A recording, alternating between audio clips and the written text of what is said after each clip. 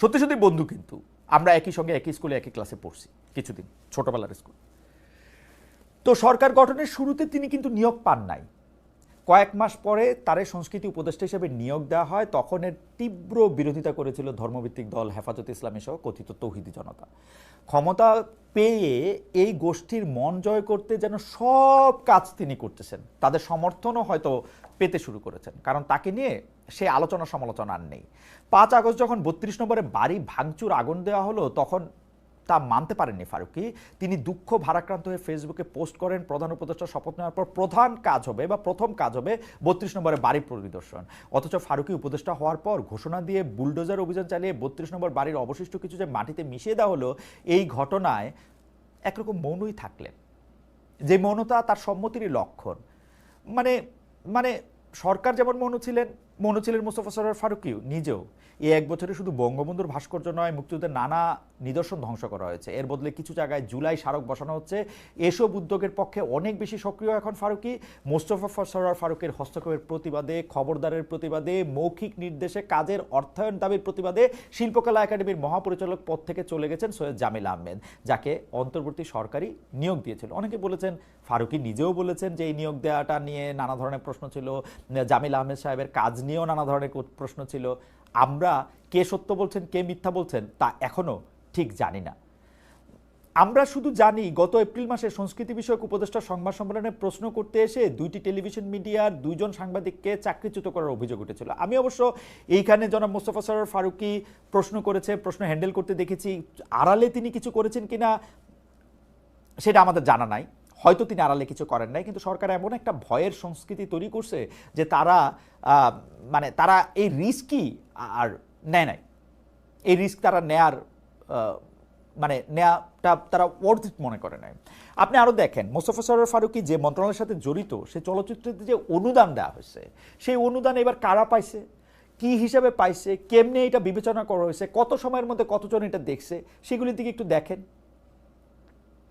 আমরা আমরা আমরা আমরা তার বিরোধিতাকারী ইসলামিস্ট রাজনীতিবিদ, কথিত তৌহিদ জনতা, মানে মানে তার বিরোধী হচ্ছে ফারুকীর কাজের চ্যালেঞ্জে যারা প্রথম থেকে বিরোধিতা করতেছিল, যে ইসলামী রাজনীতিবিদ, কথিত তৌহিদি জনতা এবং বিদেশে বৈশা যারা তার বিরোধিতা করতেছিলেন, তাদেরকে তুষ্ট করে এখন জনাব ফারুকী কাজ করতেছেন, ঠিক না? তাদেরকে আপনার এখন খুব রাজি খুশি রাখতে হইতেছে। আরেকজনের কথা বলি, তারে আমি চিনি না মানে তারা বাংলাদেশের যার কথাই জিজ্ঞেস করি তাই সেই চিনে না। তিনি গ্রামীণ ব্যাংকের শীর্ষ কর্মকর্তা হিসেবে পরিচিত ছিলেন। অধুনা তার পরিচয় মন্ত্রী পদমর্যাদায় স্বাস্থ্য উপদেষ্টা, জনাব না, উনি নূরজাহান বেগম।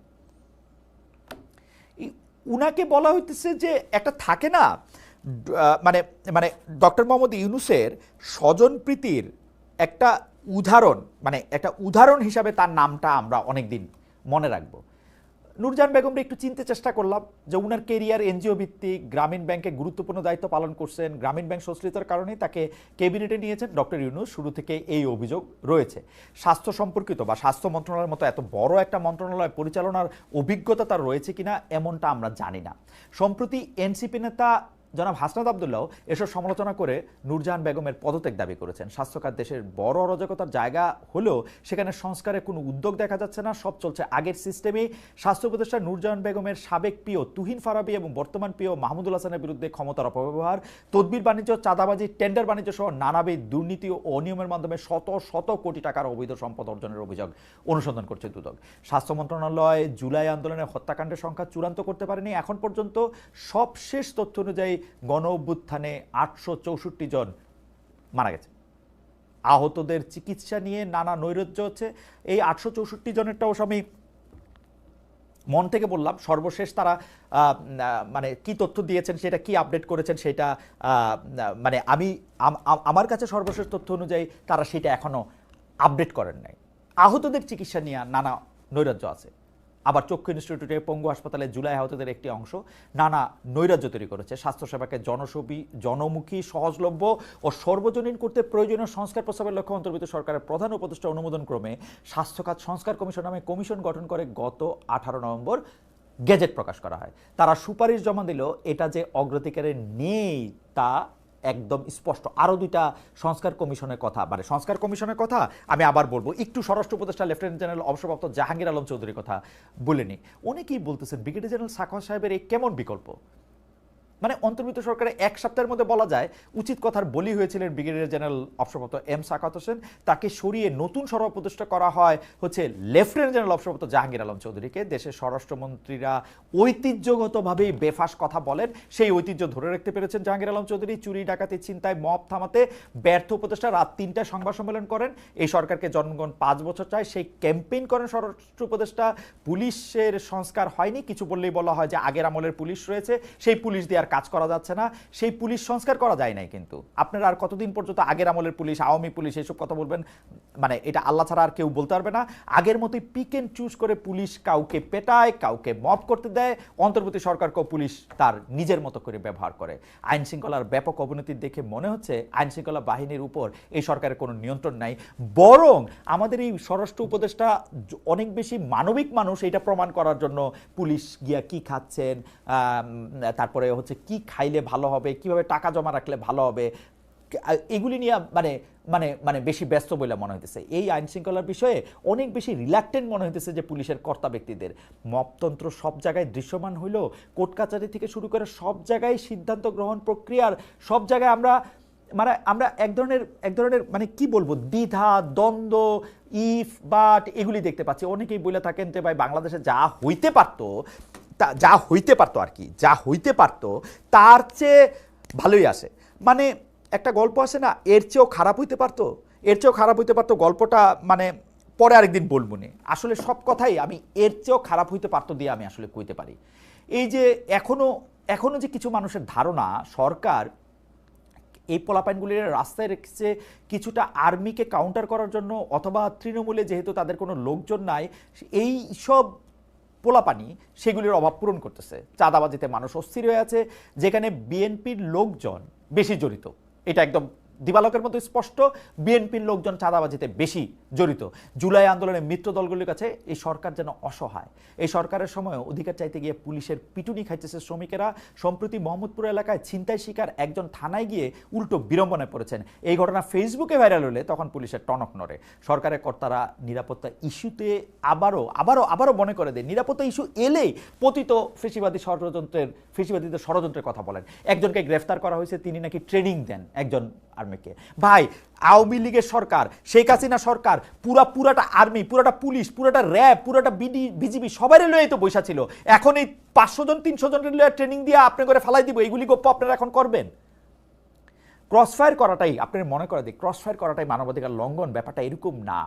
রাষ্ট্রীয় বাহিনীর যেখানে উপস্থিত থাকার দায়িত্ব, সেখানে যদি উপস্থিত না থাকা বা মানবাধিকার লঙ্ঘন হতে দেয়, নীরবে বা ইনঅ্যাকশনের মাধ্যমে একটা ভয়ানক অবিচার হতে দেয়, সেইটাও ভায়োলেশন অফ হিউম্যান রাইটস। আপনাদের হিউম্যান রাইটস কমিশন, যেটা একটা আন্তর্জাতিক কমিশন, সেটা আপনাদের নিয়ে কি বলছে? এই যে শ্রদ্ধেয় সরকাররা, এই যে শ্রদ্ধেয় সরকার প্রধানরা, ডক্টর মোহাম্মদ ইউনূস স্যার, এটা খেয়াল করে দেখেন। অন্য সময় হইলে কইতো, যে সরকারে তাকে সে কইতো যে এটা পয়সা দিয়ে করানো হয়েছে। আপনারা এটা এখনো বলেন নাই, কিন্তু এগুলি বাড়াবাড়ি কথা বা এগুলির পাতা দেওয়া। মানে মজার ব্যাপার কি, ডক্টর মোহাম্মদ ইউনূস আপনি যখন ক্ষমতায় আসছেন তারপর দিন থেকে আপনি বলে আসছেন যে আপনি আমার সমালোচনা করেন, কোনো অসুবিধা নাই। সমালোচনা করলে কোনো অসুবিধা কেমনে থাকবে? আপনি তো সমালোচনা কান দিয়ে নেনই না, আপনি তো আমাদেরকে আধা পয়সা পাত্তা দেন না। আপনার যেইটা যে সময় আপনার বলতে ইচ্ছা করে, করতে ইচ্ছা করে, সেইটা আপনি করেন। যেমন আপনি একটা নারীদের মান মর্যাদা অধিকার নিয়ে আপনি একটা নারী বিষয়ক সংস্কার কমিশন করছিলেন। আপনি সেই সংস্কার কমিশনের যে রিপোর্ট, সেইটা পড়ে আপনার কাছে মনে হয়েছে যে এটা মারাত্মক ভালো রিপোর্ট। তারপরে যখন এই রিপোর্টটা নিয়ে আপনি একটা ব্যাকলেশ খাইলেন, অনেক রকমভাবে আপনি একটা প্রতিবাদ দেখলেন, এনসিপির বড় বড় নেতারা গিয়ে ওইখানে গিয়ে বসে থাকলো, আপনি বুঝলেন যে এখন আর এটার কোনো খবর নাই। আছে কোনো খবর? আপনি ওইটার কই আসলে ওই আপনি যেটা কইছিলেন যে একটা অসাধারণ একটা রিপোর্ট, একটা অসাধারণ কমিশন, ওইটা রিপোর্ট কই? আপনি যে একটা জনপ্রশাসন সংস্কার কমিশন করছিলেন, একটা জনপ্রশাসন সংস্কার কমিশন, ওইটার রিপোর্টটা কই? ওই রিপোর্টটা কই আপনি বলেন তো? আপনার প্রেস সচিব যে আমাদেরকে বুঝায়, কেমন জানি উনি ডিকশনারি লয়ে বোঝার মতো বলে, এটা হচ্ছে মব, এটা হচ্ছে প্রেশার গ্রুপ। আপনারা প্রেশার গ্রুপকে আপনি মব দিয়া আটকাতে পারবেন না। মাইলস্টোন ইয়াতে গিয়া যখন আপনি আটকায় থাকলেন, ওটা প্রেশার ছিল না মব ছিল? আপনি বলেন তো, প্রেশার গ্রুপ ছিল না মব ছিল? বলছেন আপনি এটা? আপনি বলছেন যে ভাই এটা ছাড়া যে মানে কি বলে কোনো রকম বল প্রয়োগ করা ছাড়া যে আমরা 9 ঘন্টা পরে এসছি, এইটাই আমাদের সবচেয়ে বড় কথা। আপনি এই জনপ্রশাসন সংস্কার কমিশনে আপনি অনেকগুলি প্রস্তাব করছিলেন, কেউ কেউ কইছিল যে এগুলি ভালো প্রস্তাব, অনেক কিছু দেখা টেকা এই প্রস্তাব করা হয়েছিল, এগুলি আপনি কেন করেন নাই? এগুলি করেন নাই কারণ হচ্ছে আপনি আমলাদের ভয় পান, আমলাদের কিছু কিছু জিনিস পছন্দ হয় না, সেজন্য করেন নাই। কিন্তু এই জনপ্রশাসন সংস্কার কমিশনের কিছু কিছু জিনিস কিন্তু আবার এটা আপনারা করতেছেন না। সেগুলি কি জানেন? আঞ্চলিকতা এবং এনজিও নির্ভরতাগুলি। কোথাও কোথাও পাবলিক টয়লেট বানানোর হিসাব নিকাশ, কোনো কোনো জায়গায় বিভিন্ন এনজিওর এগুলি, ওগুলি আপনাদের মানে প্রায়োরিটিতে এখন পড়ছে। জনপ্রশাসন যাতে রাজনৈতিক দলের হাতিয়ারে পরিণত না হয় সেইটা নিশ্চিত আপনি কেমনে মানে ওইটা কীভাবে করছেন আসলে আসলে এই সরকারও দলীয় সরকারগুলির মতো দুর্নীতির অভিযোগ মুক্ত না, এইটা হলো আসল কথা। আগের তত্ত্বাবধায়ক সরকারগুলো, এটা অবশ্য তত্ত্বাবধায়ক সরকার না, এটা তত্ত্বাবধায়ক সরকার না, ওনারা হচ্ছেন ইন্টেরিম গভর্নমেন্ট, অন্তর্বর্তীকালীন সরকার, সুতরাং ওনারা এর থেকে আলাদা, আগের তত্ত্বাবধায়ক সরকারগুলির সাথে তার তুলনা দেওয়া যাবে না। মির্জা ফখরুল ইসলাম আলমগীর সম্প্রতি বলেছেন ব্যবসায়ীরা তার কাছ থেকে অভিযোগ করতেছেন আগে ঘুষ 1 লাখ টাকা দিতে হইতো, এখন দিতে হয় 5 লাখ টাকা। এই কথা কিন্তু দুর্নীতি দমন কমিশনের যে প্রধান আছেন তিনিও কইতেছেন যে আগের ঘুষ আর পরের ঘুষ নেওয়া কোনো কড়া পদক্ষেপ নেওয়া হইতেছে।